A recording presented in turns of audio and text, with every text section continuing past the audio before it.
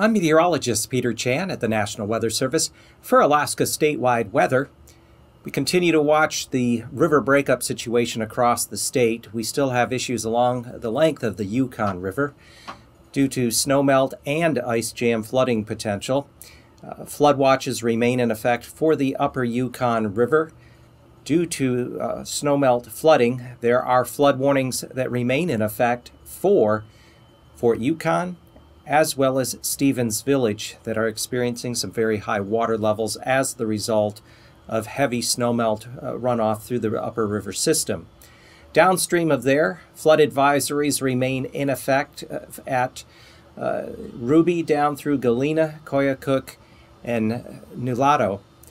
This area still could see the potential for some ice jam flooding, though the emphasis has been shifting further downriver. Across the lower Yukon River, a flood warning remains in effect for Russian Village, and for areas below there, Marshall all the way on through St. Mary's and Imanuk.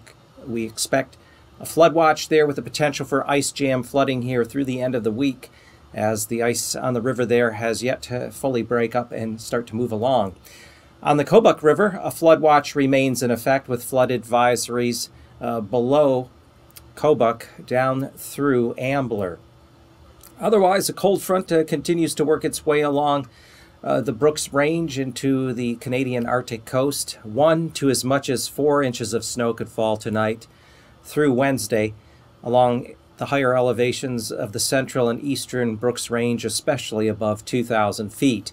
We have another area of low pressure that's going to rotate up into the Gulf on Thursday. This system will bring more wind and rain with it along areas of the Gulf Coast, prevent warmer temperatures from developing anywhere across south central or the Panhandle for that matter, because a week ago the Panhandle saw temperatures in the 70s and 80s.